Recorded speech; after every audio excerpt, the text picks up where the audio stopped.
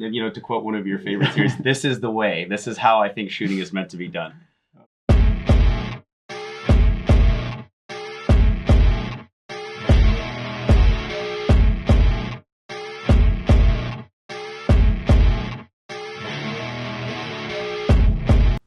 Greetings and welcome to Gear Talk. Today we have an interesting guest, Luke Cuenco, also known in Instagram as Ballistic Aviation, and the one of the guys behind the firearms blog. Yeah, TFB and TFB TV. Yeah. Welcome. Thank you. Thanks for having me. So, what's your take on Finnish way of living and shooting community? It's brutal, but I think it's the way. This is, and to quote one of your favorites here, this is the way. This is how I think shooting is meant to be done. Okay. Full gear, military rifles, handgun, two gun, running and gunning kind of stuff. Got to stay in shape to do it, and not just be fit, but also accurate. You need to be a skilled shooter as well. That's the approach we like. You have a long and various background in firearms, so give a brief that how did you end up here? And oh man, that's a whole can of worms. But I mean, like living in the United States, like most guys, I learned how to shoot when I was a kid, and that sparked my interest in firearms because they're exploding dangerous things, and what better thing to get into. But I started working for TFB back in 2018, just doing various small tasks. I started writing for them. Then that just kind of snowballed into making videos and writing more articles and doing gear review. It starts off with just guns, but as most hobbyists know, you can't just have one expensive hobby. You need 8 expensive hobbies, including all the gear that you're going to buy to, I guess in the United States we call it LARPing, right? But it's a little different here in Finland. It's not just LARPing. It's kind of, it's LARPing with a very specific purpose. Yes.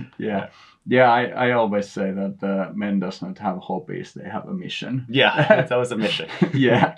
Okay, so you shot in Finnish Brutality 2023 in the Armored Division using our plate carrier. What type of experience was that?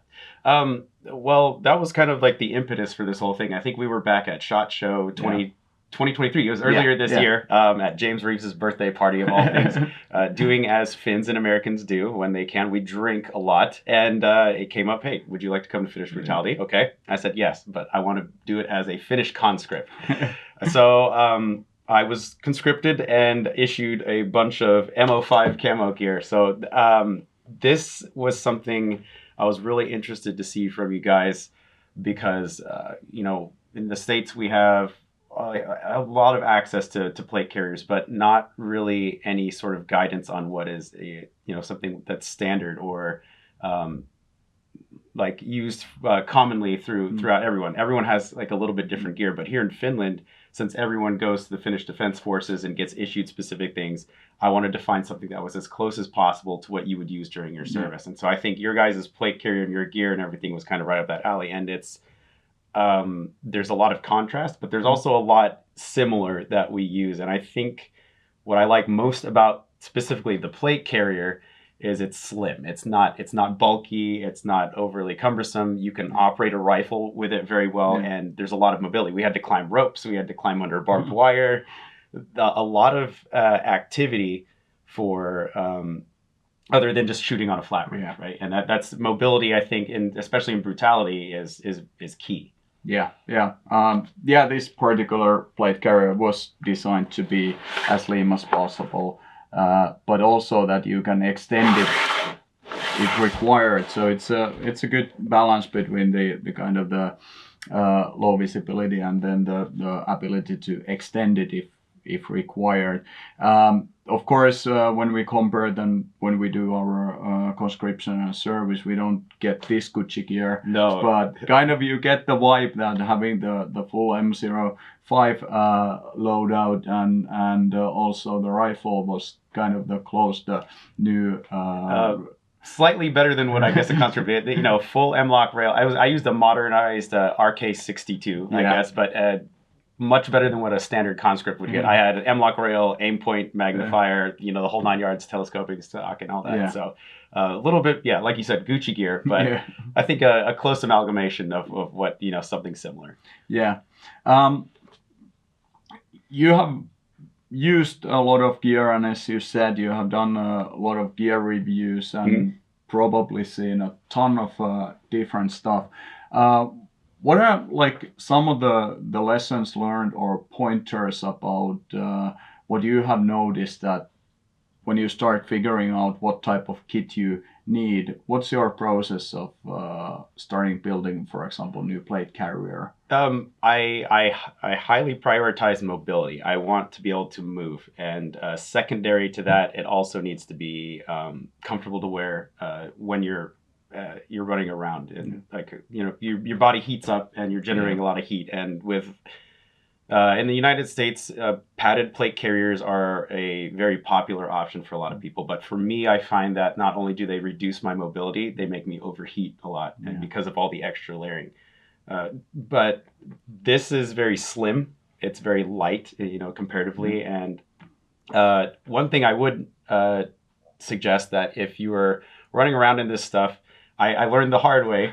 All these extra cables and stuff, these will get you killed if you're running around any sort of barbed wire. I got caught. I think you saw it on the one stage. I was trying to crawl under the barbed wire, and the back of my thing got caught, and I was being pulled backwards, and I couldn't get through. So and in that stage, I tried to kind of because you had this type of loop there, I knot it down and put it down, but still it's found a way to snag. And I think that's something, these plate carriers and of course your mag pouches and stuff all come with a lot of extra cabling. So one thing I probably would have done differently is I probably would have cut down a lot of that, cinched it down, made sure there was absolutely no way it would get caught on anything. Yeah, that's a good advice. Goes through multiple applications, that once you get your gear, you need to kind of finalize it. That, for example, all the compression straps and everything, they should be taped down. And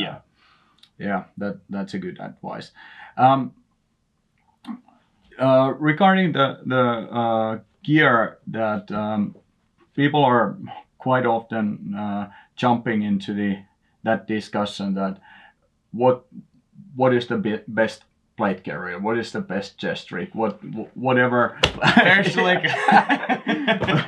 But what's your take on those discussions? Because that's really common, especially in the internet, that people see things black and white. And well, I think there are some things that are should be black and white. First of all, it has to be made out of quality materials. You can't just be buying whatever the Amazon special is, because as you'll see through the footage of Finnish Brutality, we're not on the flat range. We're crawling through rocks, dirt, climbing ropes. And if your materials are not good, they will start to come apart. I mean, laser cut stuff is very precise, and it doesn't leave any snag points for your plate carrier to start falling apart, or even your belt or your shirts or anything like that. But I also think that everyone's different. Everyone has a different skill set and different mission. I don't like padded plate carriers, but there may be someone out there who would benefit from it. Maybe they're standing around for extended periods of time and not moving so much. So there's a little bit of wiggle room, but I also think that having a common setup that you learn from, staying consistent with it, is going to help you in the long run in terms of running your kit, because you need to be familiar with it, not just have it, right? Yeah. And I think that the running with the kit is an important thing, that at least every time if I make a changes my kit and then put it through the either the mats or military training, I find out that something need to be adjusted, or I made the false assumption. Good example was now in Finnish Brutality, when I had the bolt cutters in back. I hadn't secured them, and on the first stage when I went to prone, it knocked my ear pro off. So I think that's a very important part, that when you get the gear, you need to start using it and beat the hell out of it. Yeah, and for me, that one thing was where I was carrying my pulko. It was on the right-hand side, and I normally like I guess the standard is ways to carry it on your belt, Yeah. but for me, I'm a little bit shorter in the torso, so like when I bend down or stuff, it's poking me constantly. So I moved it to the plate carrier, and then eventually it went into the front of the plate carrier. So like, there's a learning process involved in it. I'm not ashamed to say that. Like I was wrong where I put it because I didn't know any better. So there's always, that's why I like brutality matches, especially because you learn so much about your gear. It's not just, again, going back to the flat range, you don't learn much on the flat range. Yeah. But when you're in a dynamic environment and you're actually using your gear, loading from your plate carrier or storing gear on it or having gear ready just to go for whatever situation, you learn so much about it, and you need to adjust, because if you stay the same, you're not learning anything. You're not adapting. You're not making the gear work for you, because the gear is going to stay the same always, right? Yeah. You can always change yourself. You can always change your gear or adapt your gear. Yeah, that's a good advice. You trained. You had a good training regimen for Finnish brutality. I saw it. You were doing a lot of work. What's now, when you reflect back, that what would you do differently to train this type of event? Oh man, less static movement, or less like standard. Like, I need to do more uncomfortable things in my gear. I practice a lot shooting with my own plate carrier at home, shooting with it and reloading from it and such, but I didn't try anything. Like, for example, on the push-ups we did, I noticed that because of the way I had cinched up my plate carrier, it slid forward a little bit, and it was like, and I was wearing a helmet too, and that's something I neglected. Your plate carrier adds a lot of bulk, even if it's a slim one like this. But I also had an assault pack on here. So when you're moving around and you're shuffling with your rifle and everything like that, I think I probably should have gone with the entire kit instead of just my plate carrier and my battle dome. I also think I probably would have loaded it down more, because I was a little bit too forgiving on myself with how much weight I was carrying around, because we're required to carry a liter of water and all of our tools and everything like that, because the breacher division is a little bit different than just the open division. Minimum 12 kilos. Yeah, and that's 27 pounds imperial units. So don't cheat yourself when you're trying to train for something as intense as brutality. Yeah, that's true. Put a bit more weight, do a bit longer sets. And for me, at least, I found out that shooting on awkward positions with the LPVO, your kit on, that was a kind of I was pretty slow, because it took me ages to get the right kind of eye relief. And that's right. And I found me as well, because I was running an aim point with a 3x magnifier on it, and that especially with the helmet, and you're trying to get underneath, not just not just prone, but you're underneath a barrier or shooting from a pillbox at an awkward angle. It's really hard to get all of your gear lined up. So I found myself defaulting to just the red dot, because it's a lot easier to get a side picture on it. Yeah. Good advice. Any other kind of tips and tricks for our audience about prepping the matches or setting up the gear, or another dad advice? To make people better. If you're going to be at something like brutality, elastic cummerbunds are fine, but the way this is attached with the Velcro, I really like the clip, the quick disconnect system, because a lot of times we found ourselves, you need to go to the bathroom, or you maybe need to go inside to get camera equipment, or just making an adjustment. It makes it a lot less of a hassle to undo your front placard and then undo these, and it's really hard to get that adjustment once it's fit perfect. But with the tube system or the quick disconnect system, it's the same every time.